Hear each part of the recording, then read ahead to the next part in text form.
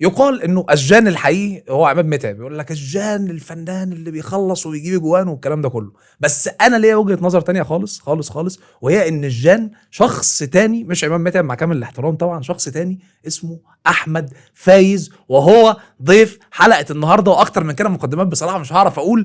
كان في سؤال جاي في دماغي، ده أول سؤال أنا عايز أبدأ بيه النهارده، إيه رأيك في موضوع البوس في الأفلام؟ إيه رأيك؟ لا ما بيتطلبش، اصل هو مش اوردر بتعمله، هو ده مكتوب في الورق. يعني هو بيبقى البوز ده ضمن السياق بتاع الدور، ان هو البطل بيحب البطله، او البطل بيحاول يغويها، او البطله سكرانه وهو مش عارف قابلها في مكان ايه.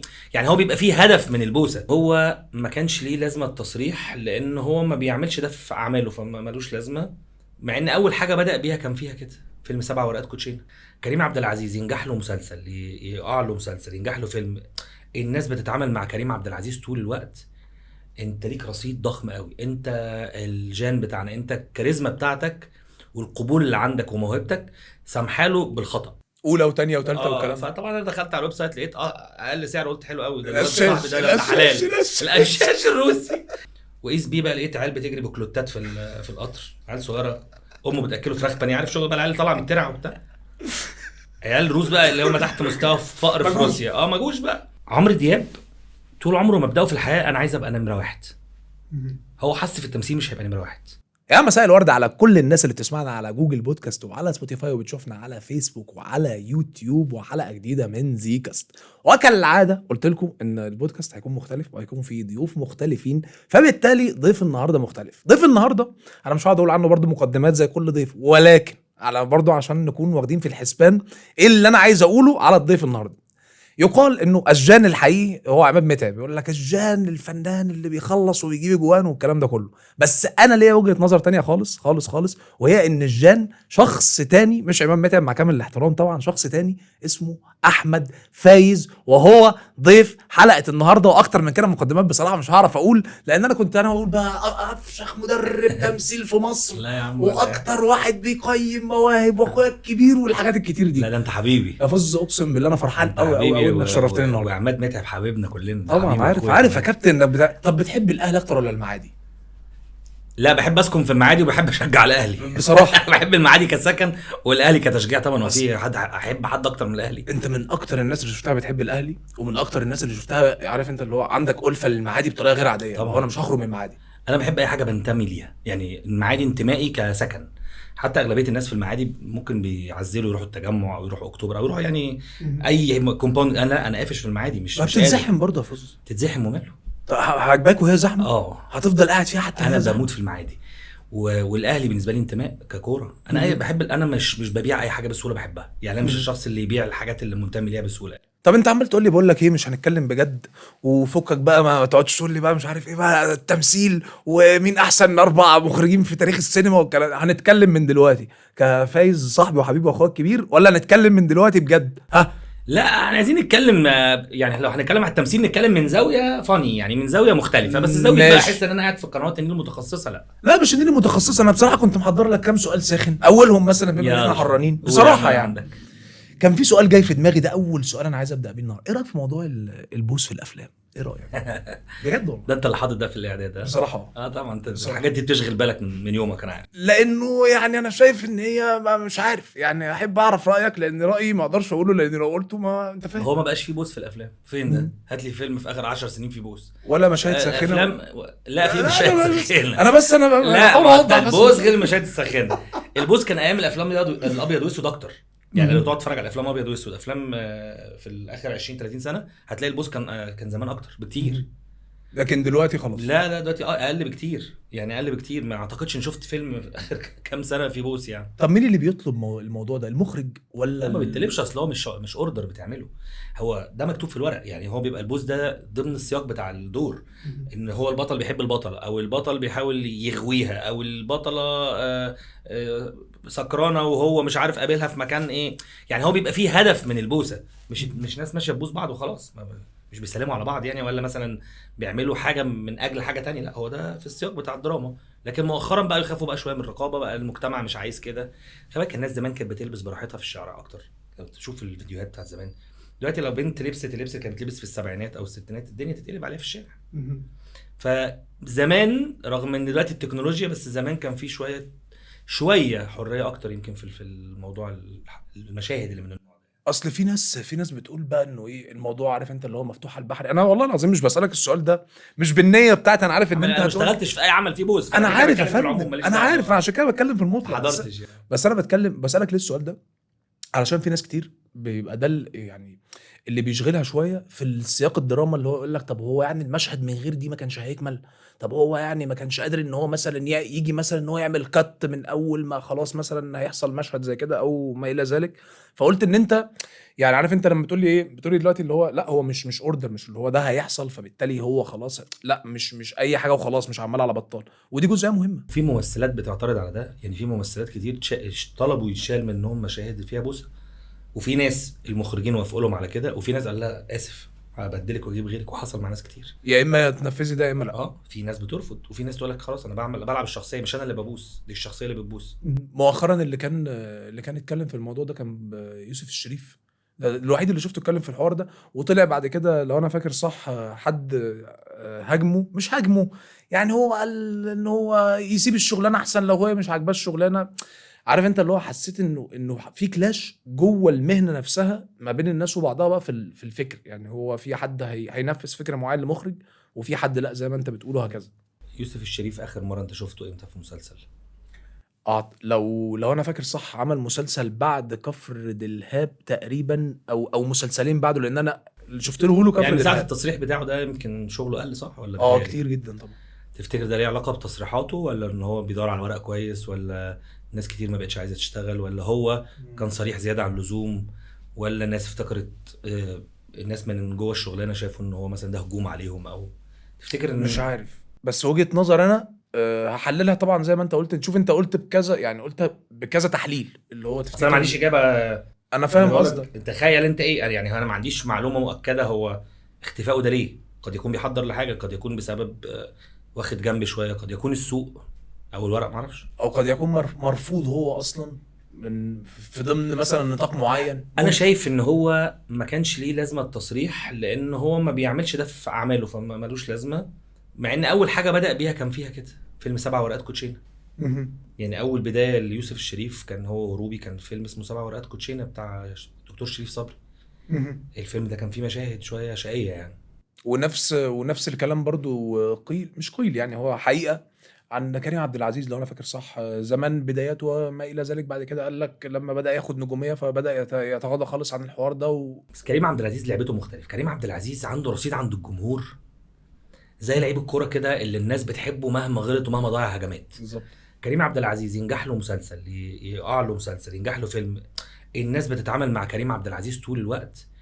انت ليك رصيد ضخم قوي، انت الجان بتاعنا، انت الكاريزما بتاعتك والقبول اللي عندك وموهبتك سامحاله بالخطأ. يعني شوف نجوم كتير جدا لم يوفقوا في اعمال مؤخرا، وقع لهم مسلسلات او افلام او ما نجحتش. بس كريم عبد العزيز والله وايه حصل، فيلمه جاب او ما جابش، او وطبعا اغلبيه حاجته بتجيب ايرادات، انا بتكلم في النسب القليله الحاجات اللي ما كانتش موفقه، بس الناس بتحبه، كلنا بنحبه. لو قابلته هفضل فاكر له الحاجات الناجحه، مش هفتكر الحاجات اللي وقعت، عشان هو عنده ذكاء اجتماعي كويس جدا، ما بيهاجمش حد، ما عندوش اعداء جوه الشغلانه، عفوي وبيحب الناس. هات لي خلاف لكريم عبد العزيز مع حد على مدار السنين دي كلها؟ ولا مرة ما سمعتش حاجة زي دي خالص. حتى لما قعدوا يعملوا ما بينه وما بين احمد عز مقارنه في مرحله، فاكر. ودي عملوها زمان ما بين هنيدي وعادل امام في بدايه ظهور هنيدي ونجوميته.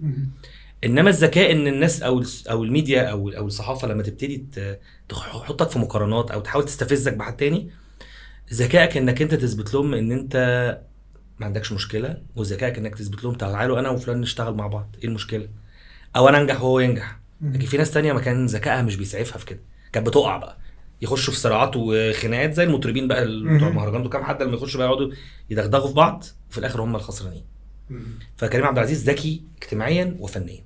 طب انا ذكائي الاول كان ان انا سالتك الاول بتحب الميعاد اكتر ولا الاهلي، علشان بس ايه عارف انت اللي هو ان بريك ذا ايس زي ما بنقول. حلو، اللي هو مع ان مفيش ما بيننا بريكز. انا عارف، بس عشان قدام الكاميرا ما انت فاهم. ماشي يلا. نكسر رتم الحلقه مش اكتر. يلا بينا. وبعد كده هوب قمت ياخدك على طول على الاسئله الساخنه والحوارات دي كلها، وبعد كده رحنا كريم عبد العزيز. عايز ارجع معاك على نقطه مهمه. انت سافرت كام ماتش للاهلي؟ كتير للاهلي والمنتخب الاثنين. لا بس انا حاسس الاهلي اكتر، لان الاهلي ماتشاته اكتر بالطبع يعني. سافرت مع الاهلي نهائي افريقيا، سافرت مع الاهلي سوبر مصري، سوبر افريقي. وهسافر ان شاء الله الماتش الجاي بتاع الاهلي والزمالك اللي هيكون في السعوديه. انا اعتقد ان انت مسافر ماتشات اكتر من كده بكتير، ده انت بتقول كتير. الهايلايتس. ده انا اللي بفتكره دلوقتي. انت بتقول الفاينلز. لا وسافرت مع المنتخب نهائي افريقيا اللي كان في الكاميرون. كانت رحله قاسيه جدا بتاعت الكاميرون دي، كبلد صعبه جدا. وسافرت كاس عالم مرتين اللي مصر كانت فيه بتاع روسيا، وسافرت كاس عالم في قطر، وسافرت بطوله اوروبا 2012. يعني حتى سافرت في بطولات ما فيهاش الاهلي ومصر، يعني اليورو، حاجات عشان انت كويره فوز. انا بحب الكوره جدا، بس طبعا الاهلي بالنسبه لي مصر في حاجه تانية يعني. ويا رب يمكن كمان كام يوم اسافر باريس كده الحق، لو مصر كملت في الكوره ممكن الحق قبل النهائي والنهائي ان شاء الله. بس خد بالك بقول لك الدنيا بايظه خالص في باريس. بس بقول لك يعني النظافه عندهم بعافيه شويتين ثلاثه، مش مشكله. والكلام ده من مصادر موثوق منها، صدقني. لا عارف. ليه معارفي برضه في باريس بيبلغوني باخر الاخبار. انا بس بعرفك يعني. لا يا باشا انا عارف التاريخ في اوروبا كلها مش في باريس. الله ينور عليك. ومش هينفع نفتح في ده قدام الكاميرا. لا خالص عشان نبريك ايز زي ما انت قلت. ماشي عايزين نبريك حر تكسب.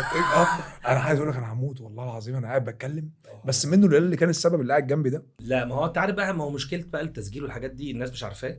لو الناس يعني تبقى شايفانا يا جماعه احنا لازم بنطفي التكييف وبنطفي المراقب، بنطفي اي حاجه في اللوكيشن التصوير وفي التسجيل. فاحنا يعني قاعدين كده. انت لو عايز مناديل على فكره قول لي. عايز على لا عادي جدا. ده انا لا اهو ده انا في الفاصل حطيت قعدت تيك تيك تيك تيك. لان خد بالك انا القرعه بتخلي دايما مفيش، فاهم قصدي؟ اصل انا لو طلبت منك مناديل في اول ما بدانا وانت بتسالني رايك ايه في البوز، فكانت هتتاخد في اتجاه غلط. بدأت توتر السؤال وعصابه بايظه. لا اقسم لك بالله احمد بيه مش هينفع، لان هتحر في السؤال بتاع رايك ايه في البوز دي. كان زمانها بقى ايه، لبست في بعضها، كانت طلعت شكلها مش حلو. مظبوط. دلوقتي نقدر. انت بتقول انت سافرت العالم ورا الاهلي، ما تفهمش غلط. احلى سفريه لو ما افتكرت الكاميرون اتحريت والله. اقول لي احلى سفريه فيهم. احلى سفريه، احلى واحده مش ممكن تنسى. كاس العالم واليورو دول هما الاثنين دول.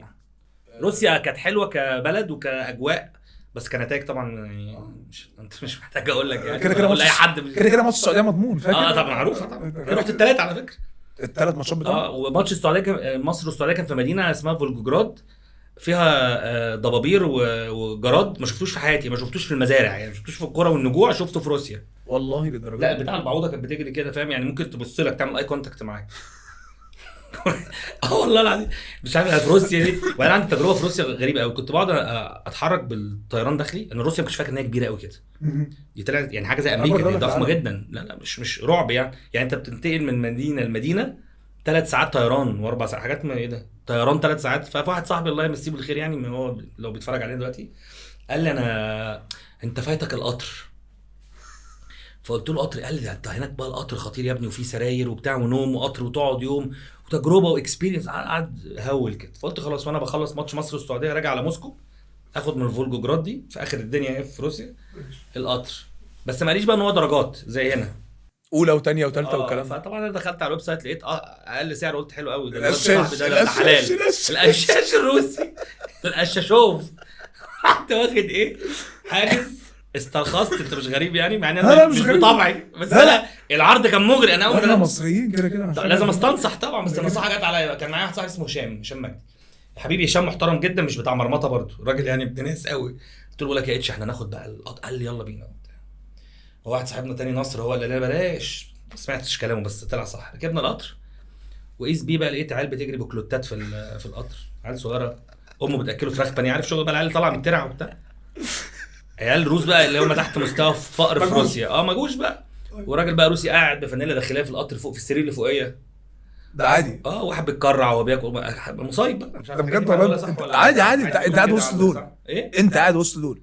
انا قاعد والراجل بيتكرع فوقيه في السرير الفوقيه ده بجد. في السرير، ما احنا قاعدين القطر 23 ساعه. 23 ساعه حسيت اني في السجن. 23 ساعه السجن. وبعدين ما بين كل محطه بيطفوا التكييف، مش عارف ليه. طب احنا هنا طافين التكييف عشان بنسجل، طب بيطفوه في القطر ليه؟ عشان الراجل الناس فاكره ان روسيا دي ساقعه طول السنه عشان الراجل اللي فوق. لا ده في وكل حاجه بقى، ده مش تقريع، ده كان مهزله. فانا بالنسبه لي دي روسيا، انا في السجن الروسي. ودي يعني بقى رابطه الفوطه اللي بنها بتغير له المايو من تحتيه وبتسلته. ما انا حاجات ما الكلام ده معاك في الكابينه ولا انا مصور الكلام ده فيديوهات ونزلتها وقت كاس العالم. طب ما تبقى ابعتها لنا. طيب نزلتها قلبت الدنيا يعني. الناس ابعتها لنا روسيا فين دي روسيا دي. ابعتها لنا ننزلها، خصوصا موضوع الولد الصغير اللي هو بيجري بالكروت بقول لك في قلب القطر. وطب التجربه مش يعني بوكسر حتى اللي هو الابيض. قلت بقى لصاحبك عليها بعد كده اللي نصحك بالقطر؟ لا طبعا هو اللي جه يستقبلنا، هو سبقنا قبلها بيوم، خد طياره ساعتين، وانا قلت له انا مش هاخد الطياره المره دي، حاجز قطر. انا عايز حضر وخرج واتفسح وحضر ماتش مش عارف كان هولندا ومين، واحنا لسه في القطر بقى فوقينا بقى اللي بيتكلم اللي بيوقع فرافيت سندوتش علينا، كان في مهزله يعني تسرف فوق بعضها. انا قمت بالليل عشان اخش التويلت، حسيت اني في مشرحه زينهم، سراير يمين وشمال، ناس نايمه كلها، واحد رجلين دلدله. فاكر فيلم كراكون في الشارع؟ فاكره اللي قال له يا مرحبا مرحبا رجل المعلم. حاجات شبه كده بقى. وبعدين بقى انت عارف الروسي اجريسيف، فانت لو خبطت في رجله ونايم ممكن يقوم يديك واحده طلقه بتاع، فانا مش عايز بقى احتك بحد. جرنوف لا وجرباتشوف. وهم اجريسيف يعني، هم هناك في روسيا حاجه، البنات لذاذ قوي ولطاف قوي وميسين قوي، الرجاله اجريسيف جدا. فز بالعوده، وبعد ما بريكنا ذا ايس وهوينا وروقنا، كنت عايز اسالك سؤال مهم. في علاقه ما بين المزيكا والتمثيل ده بجد؟ يعني لان بحس ان الاثنين ما ينفعش حاجه من غير حاجه، سيبك بقى من السينما الصامته والافلام اللي هي الكلام، بس بحس بجد ان في مشاهد انا واحد من الناس بتفرج عليها لو ما فيش الموسيقى التصويريه دي فيها انا مش هتفرج على المشهد ده، مش هيأثر فيها زي ما أثر. دي حقيقه. لا هي مهمه، لكن تقدر تتفرج على مشهد ما فيهوش موسيقى تصويريه تنبسط. ده بجد؟ جدا. بس انا ما حسيتش ده ابدا. عشان احنا بنستخدمها عشان نزود الايقاع، نشد الايقاع، نلعب على الصعبانيات. لو مشهد مثلا فيه وجع فبروح لعب مزيكا تدخلك في الحاله اكتر. بس ساعات لا، ساعات بيبقى ممثل قدامه ممثل في البروفات او في التحضيرات او بندرب حد على دور، مش مشغلين مزيكا ولا حاجه، ويعيطك ويوجعك. او لو مشهد تاني كوميدي مش لازم يقعد يعمل لك اصوات بقى وراه بتاعه خبطه الباب وانه ضربه بالشاكوش في راسه، الحاجات الافلام اللي انت عارفها دايما، افلام المقاولات بالذات كان يقعد عامل صوت الكلاكس، يضربه بالكلاكس في راسه وحاجه. هي مضحكه حلف لما- القبعه برضو. هو هي مضحكه لما يضربه، بس بيزود الضحك لما يروح عامل لك صوت ايه الحاجات دي. فالحاجات دي بتجيب ضحك، ففي ناس بتستخدمها عشان تزود، زي رشه ملح كده زي ما بيقولوا على المشهد، سواء كان المشهد كوميدي او سواء كان المشهد في تراجيديا او في دراما او المشهد فيه وجع او فيه حاجه، فبتستخدم. لكن تقدر تتعمل من غيرها، يقدر يتعمل من غيرها. ومش هتلاقي كل مشهد فيه مزيكا في الفيلم، مفيش فيلم في الدنيا كل مشهد فيه موسيقى تصويريه طبيعي. بس بيحتاجوا في بعض اللحظات، لقاء اتنين بقالهم كتير ما شافوش بعض، لحظه سسبنس في حاجه، يعني بتبقى رشه بهارات كده. اصل انا بحس ان هي عارف، بحس ان هي الصوره ما بتكملش. انا بالنسبه لي انا بقول لك كمتفرج، الصوره ما بتكملش عندي غير ده يكون راكب مع ده. انا بحس وفي المزيكا كده، يعني المطرب لو واقف بيغني كده ثابت ومفيش اي تفاعل، انت يموت لك الاحساس حتى لو صوته عظيم صح جدا. بس لو هو بيتفاعل مع الناس وعنده بيرفورمانس واداء، العين بتاخد برضو مع الصوت.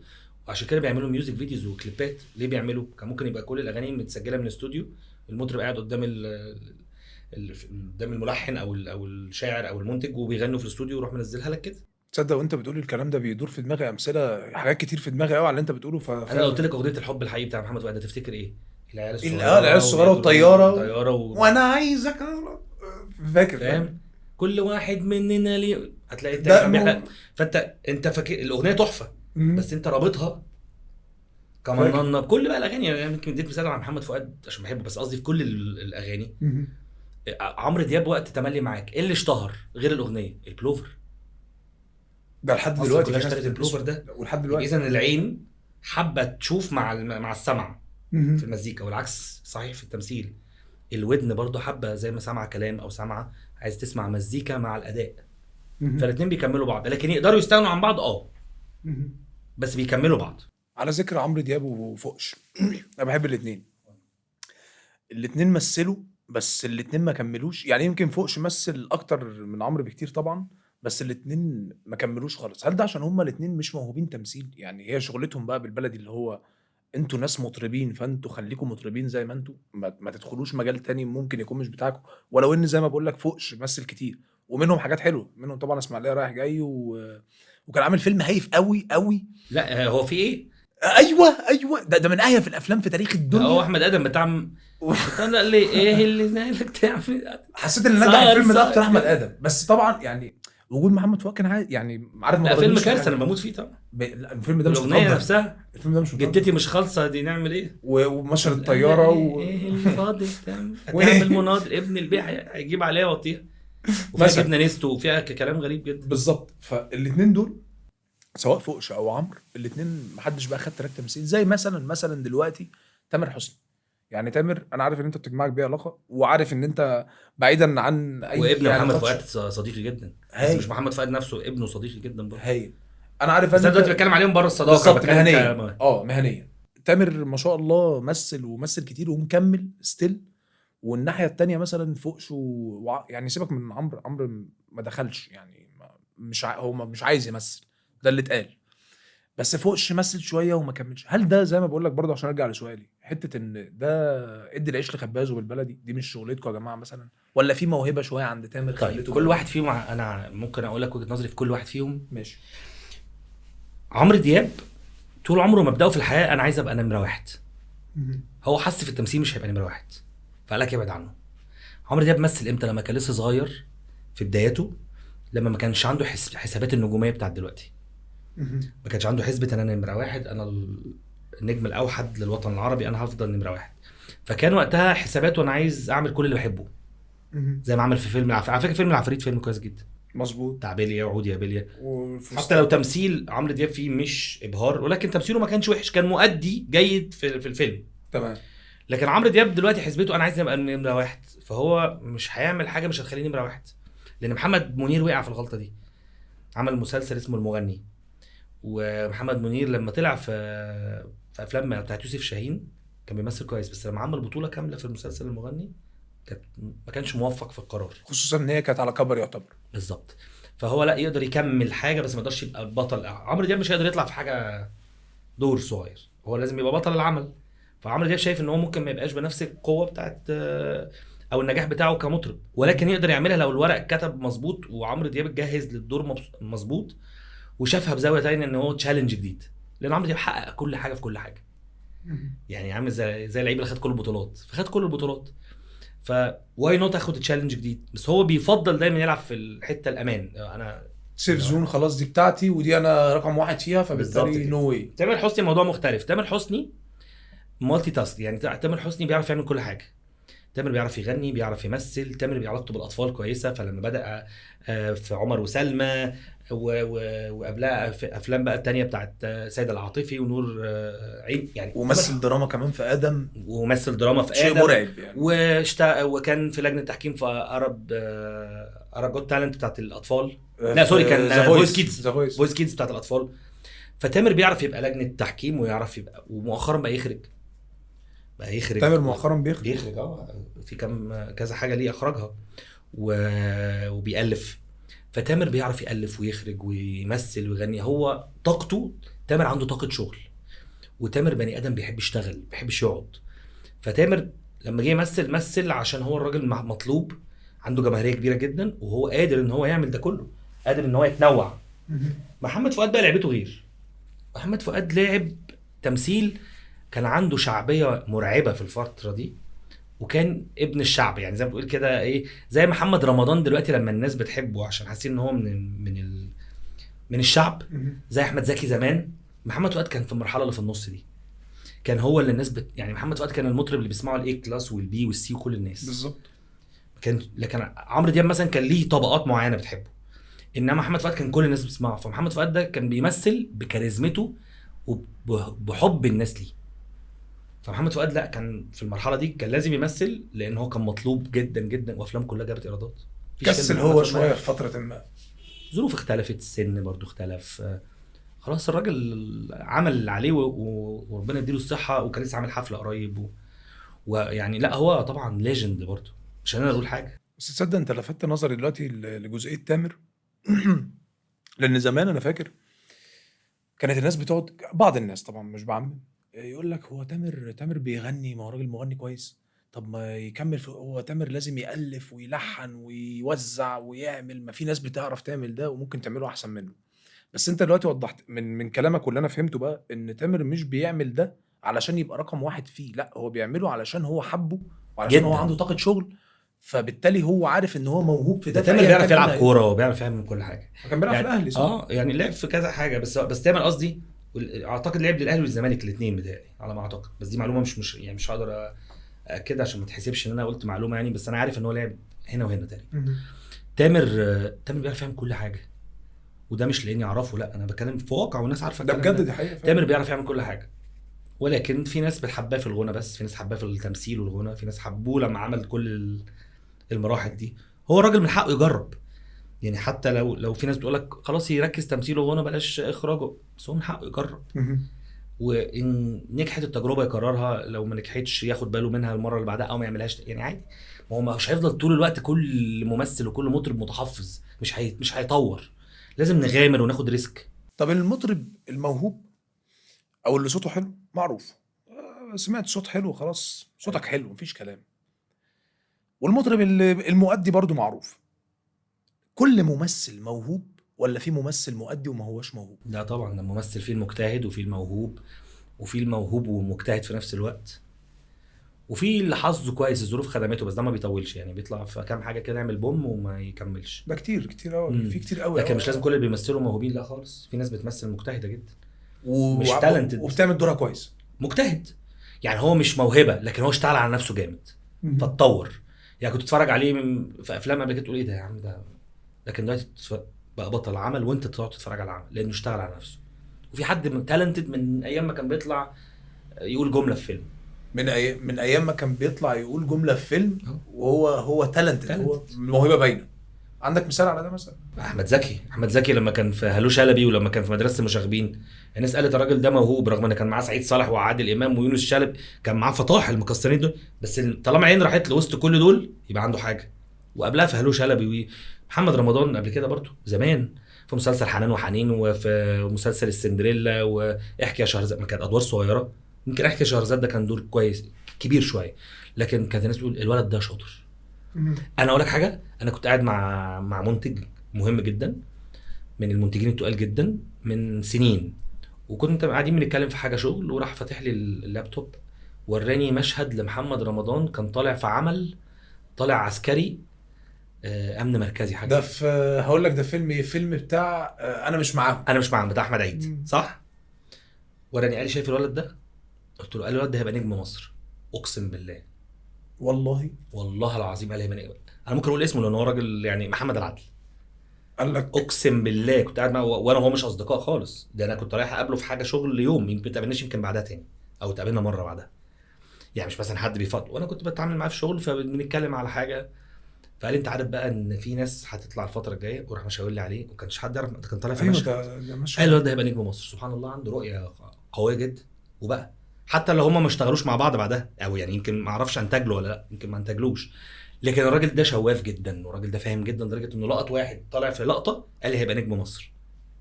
وبقى انت صعقتني دلوقتي. انا بقول لك لقطه، وهو نفسه ما انتجلوش على ما اعتقد، برضه مش فاكر، بس ما اعتقدش ان هو اشتغلوا مع بعض يعني، هو ما عملش كده عشان ده ابن الشركه اللي هيبني عليه حاجه خالص، بس الراجل ده شايف. انت صعقتني انه فعلا انت يعني رديت عليها باحسن مثال، في حته ان انا بقول لك انه الموهوب بيتشاف، اللي هو يعني حتى لو عمل ايه بيتشاف، او ما عندوش ده اللي غريب بالنسبه لي ان هو شافه في وسط كل ده. طب دي عشان عيله العدل عندها رؤيه ثاقبه؟ لا، هي في حاجات بتبين يعني. محمد فراج موهوب يعني، وانت مغمض عينك. محمد فراج عمل بطوله جماعيه في فيلم اسمه بنات وموتوسيكلات، بطوله جماعيه محدش خد باله ولا شاور عليه، بس عمل بعدها بفتره قليله جدا مشهد في مسلسل الجماعه الجزء الاول اللي كان بيستجوب فيه، مشهد بس الناس قالت مين ده، الواد العبقري ده. فانت ممكن تعمل مشهد في مسلسل مكتوب حلو، ولا انك تعمل بطوله في حاجه كوميرشال او حاجه مش متشافه او حاجه كده يعني ملمومه. سؤال تحت الحزام، يلا ثعباني زي ما بيقولوا. لا السؤال انت عارف تحت الحزام. لو الزمن رجع عمل فلاش باك سريعا وجيت تختار تدرب تمثيل زي ما انت، ولا تختار تبقى ممثل ونجم كبير والله بص، زمان لو كنت سألت السؤال ده زمان كنت اقول لك لا امثل طبعا، ادرب ايه التدريب ده وبتاع. لما اشتغلت في التدريب بقالي 9 سنين اهو، لا هو ربنا بيحط لكل واحد حاجه في طريقه وهو مش واعي لها. لو انا كنت اشتغلت ممثل كنت هبقى بشتغل لنفسي فقط. الممثل بيسعى لنفسه، بيجتهد لنفسه، بس المدرب دي ربنا خلاني ابقى سبب ان انا اساعد 1 و2 و3 و10 ولد وبنت انا في 9 سنين دول دربت حوالي 900 ممثل وممثله.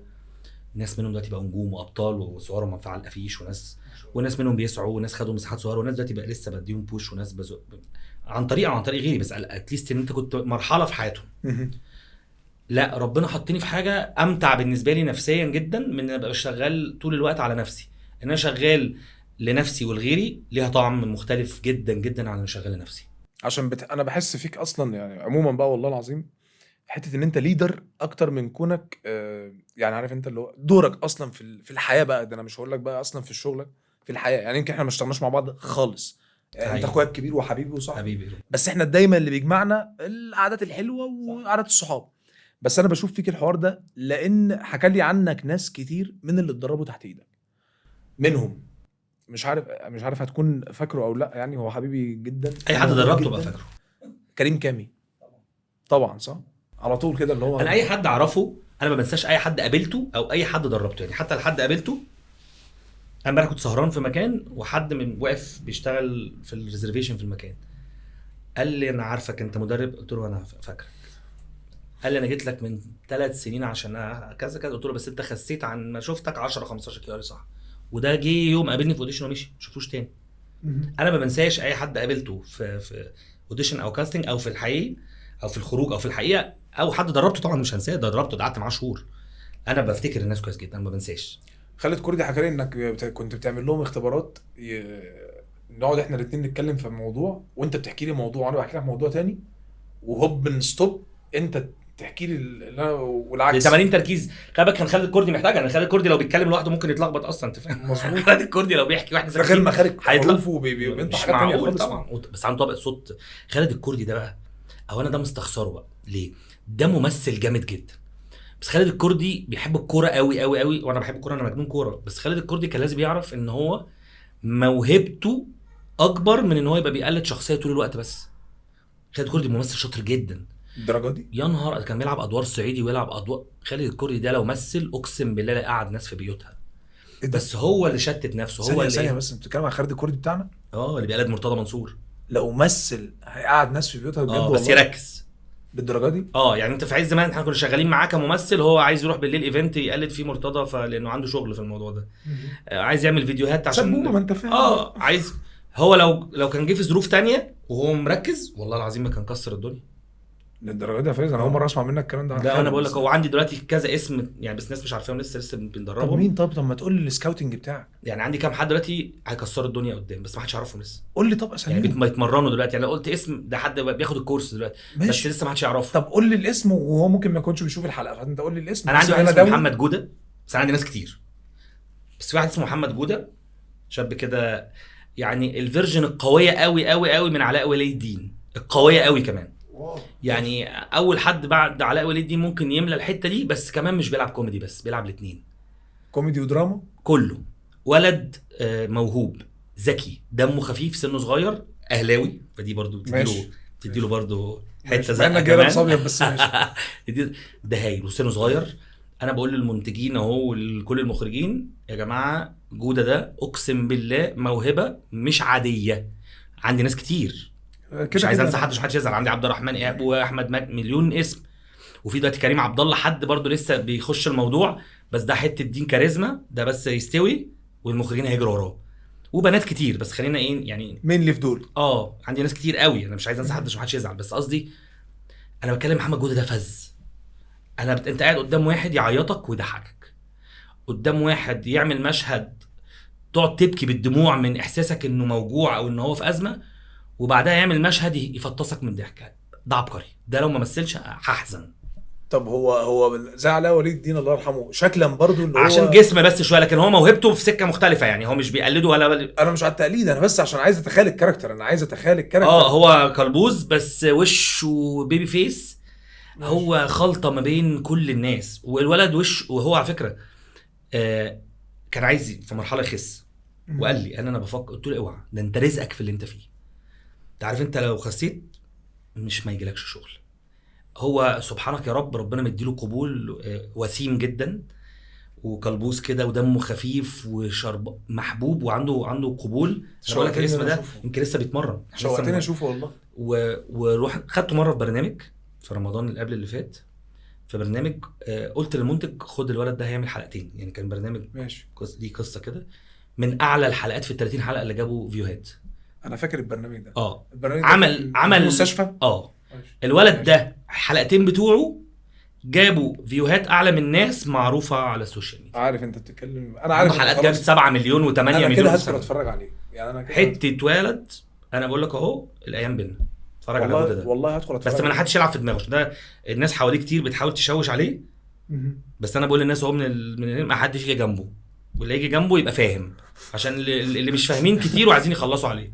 لا قرب من محمد. لا هو عشان الناس عارفه انه كويس، ففي ناس بتقعد تلف حواليه تشوشه، بس هو كولاد كويس، هو مركز يعني، هو واخد باله منهم. مش لعيب الكرة وهو صغير لو خد قرارات غلط بتأثر عليه فيما بعد. وده عامل كده نفس الكلام في التمثيل بيحصل. بس هو لحد دلوقتي ماشي كويس، بس يعني في ناس حواليه بتاكل له دماغه شويه. بس ده لو مخرج او منتج حطه في حاجه، والله العظيم لما هتشوف. خليك فاكر الاسم ده انت والله العظيم انت شوهتني بطريقه مش عاديه. مش هو بس، انا عندي ناس تانية عشان ابقى حقاني.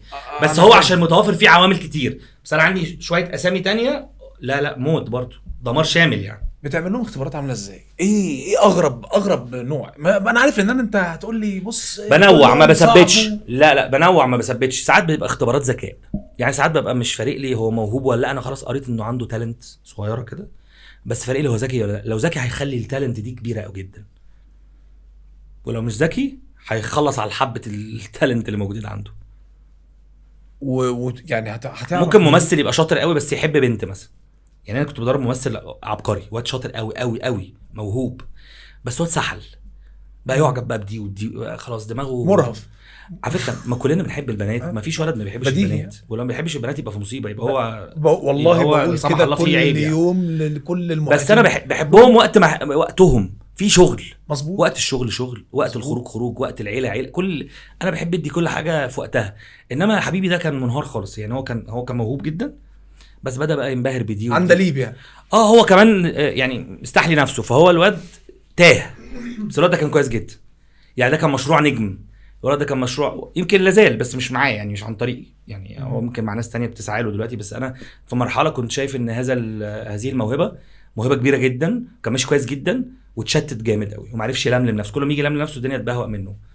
فاتمنى ان هو يكون، انا ما اعرفش يعني بقالي كتير ما اعرفش عنه حاجه، اتمنى ان الولد ده يكون مركز، لان ده ممكن برضو يبقى حاجه مهمه جدا في التمثيل. طب برضو انت خدتني غرستني تمام. انا متفق. ايوه انا متفق ان الولد ده كان كويس جدا يعني وان هو بقى عندليب والكلام ده كله. ما اعرفش بقى ايه كان وقتها، ما اعرفش. اتمنى يكون ربنا هداه دلوقتي ويتجوز ولا حاجه. لا ما اتجوزش، بس اتمنى يكون ربنا هداه يا رب، يعني يكون على الاقل عارف انت اللي هو عارف طريق واحد، اللي هو خلاص خد طريق واحد لانه شاطر.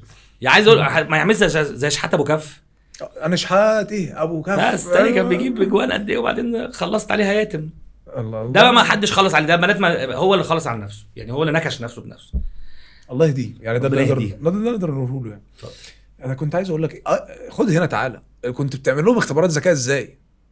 لا في حاجات كتير. قول لي حاجه بسيطه ما تكونش يعني اختبارات ذكاء دي في حاجات كتير جدا. ممكن اسالك سؤال اعرف انت ليك رؤيه ازاي في الكاركتر، وممكن اسالك سؤال ذكاء اللي بيتعمل في الكليات العسكريه عادي جدا، اللي هو ارسم لي نفسك على موتوسيكل، حاجات زي من دي بقى، اللي هو ازاي اخلي زيزو يعدي من تحت عقب الباب، دي طريقه.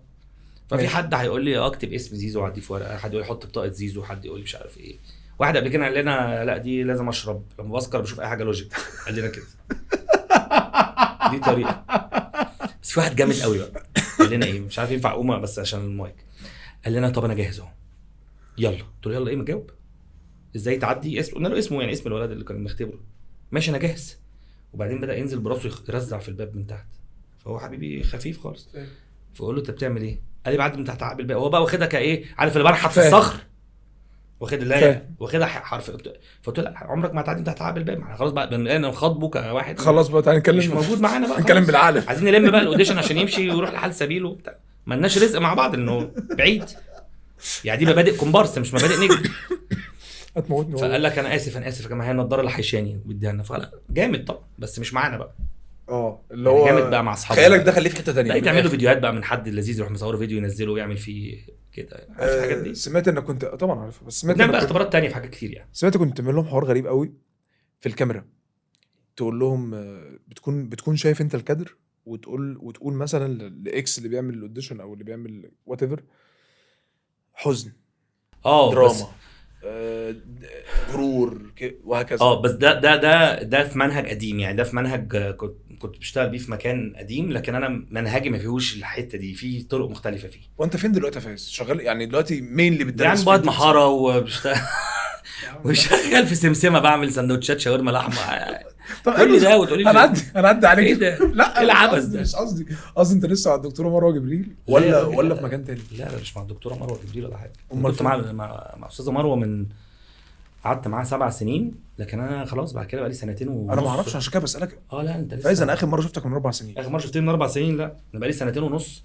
عندي ورشه في المعادي وعندي ورشه في دبي، وحاليا بعمل حاجه كده بس مش هينفع اقولها دلوقتي. ماشي يجي كمان شهر ينفع اقولها. ماشي حلو يعني حاجة عندك كبيرة. ورشه في المعالي دلوقتي. لا طب حاجه جميله، طب ما تشوقنيش. لا طب حاجه إيه؟ كبيره بس ينفع هقولها في شهر 9، ما اقدرش اقولها دلوقتي يعني. ماشي خلاص انا كده مش هضغط. ال- اقسم لك بالله ما هضغط خلاص. يعني هعرف ممنوع منك أتكلم فيها هعرف منك في الاوف كاميرا. بس حاجه ان شاء الله انت هعرف في الاوف كاميرا خلاص. اقفل لنا يا ابني الكادرات دي.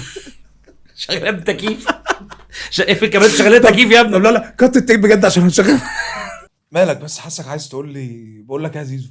خلاص انا تعبت منك. لا انا مبسوط معاك جدا بجد والله. بالعكس، شوف ما حسيتش بالوقت، ما حسيتش بكل اللي بيقولوا مده طويله اللي سجلناها، بس انا مش حاسس بالمده دي كلها. اخر مره كنا قاعدين وقت كورونا عمالين نطبل عندنا فيديوهات كنت انا وانت عارف مشاعر. الهلس. مين اكتر واحد هلاس قابلته في حياتك؟ هلاس يعني دمه خفيف بيضحك لطيف. انت كده من الناس اللي بتموتني من الضحك. لا بس يعني انت في بص، اطار معين هقول لك في ناس عليه. بتموتني من الضحك وفي ناس صحاب افيهات.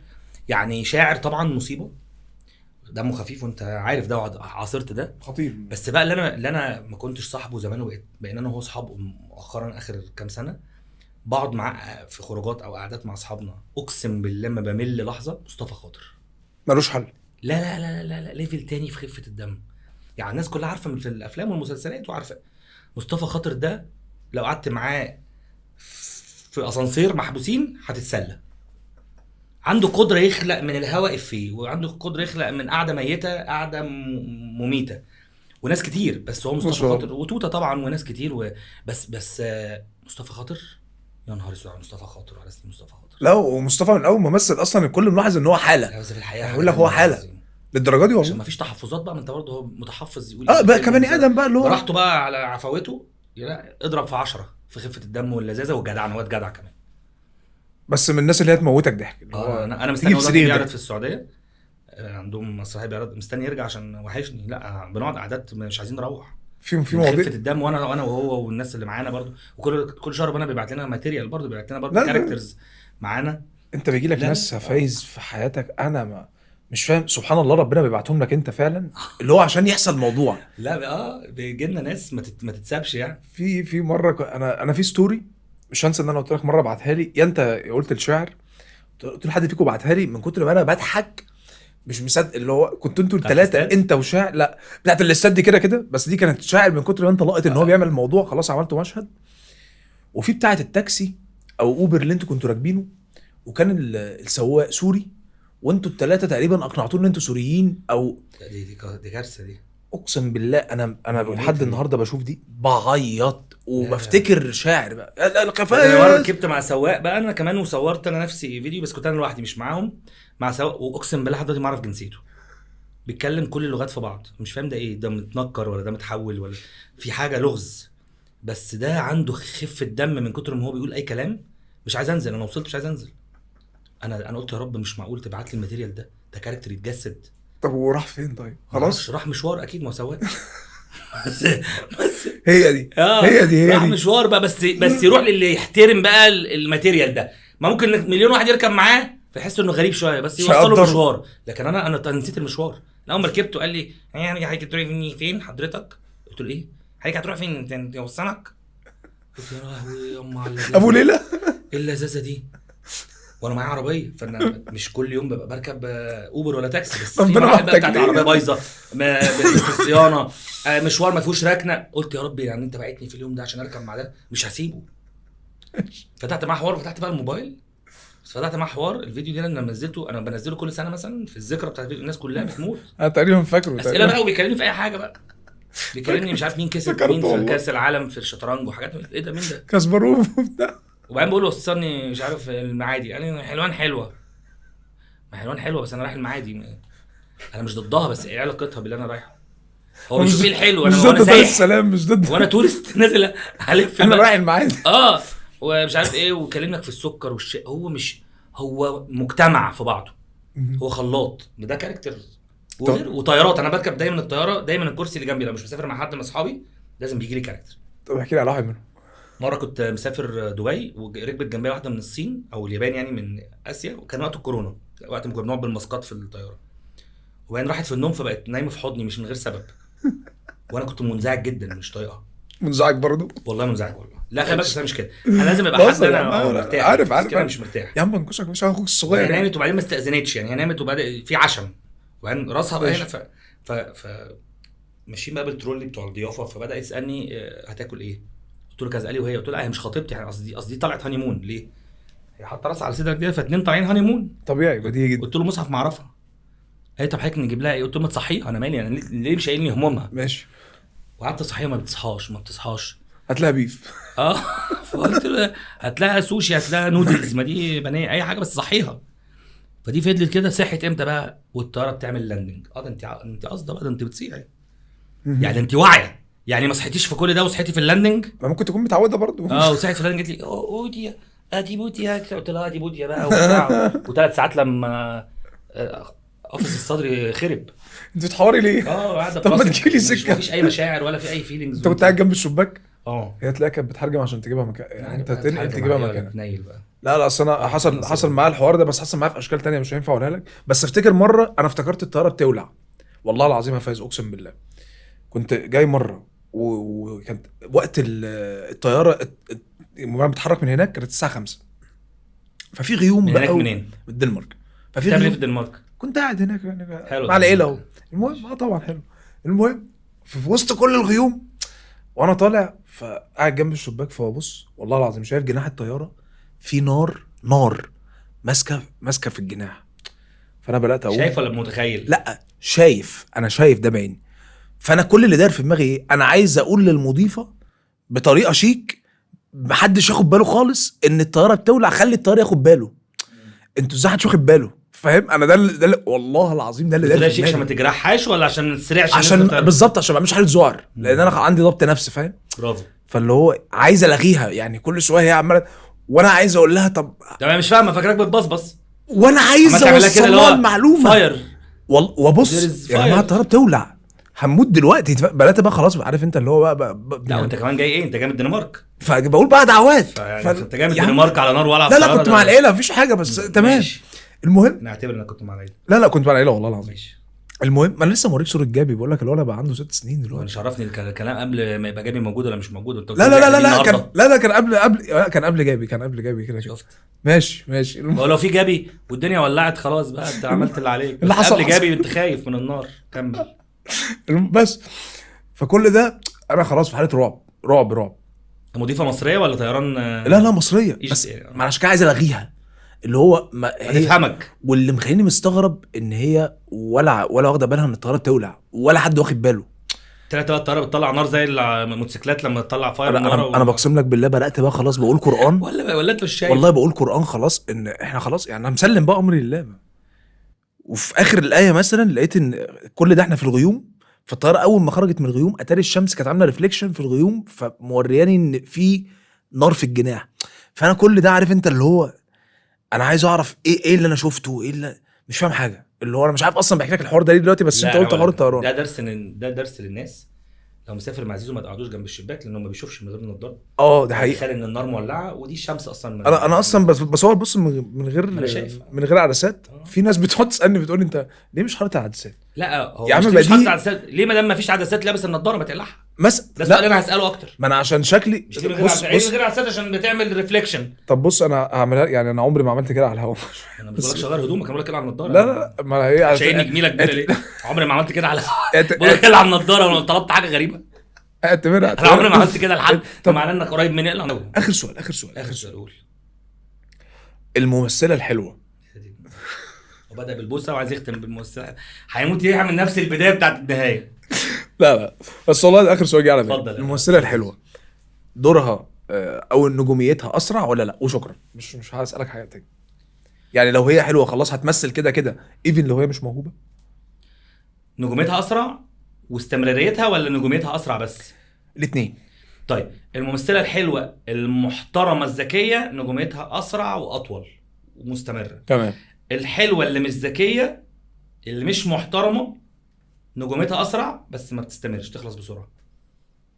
افتكر بقى نجله والحصان، وافتكر كل بقى المجموعه دي وبتاعت البان، كل بقى اللي كانوا بيطلعوا يعملوا بوم كده عشان في عري او في حلاوه او في كده، بس بيخلصوا بسرعه.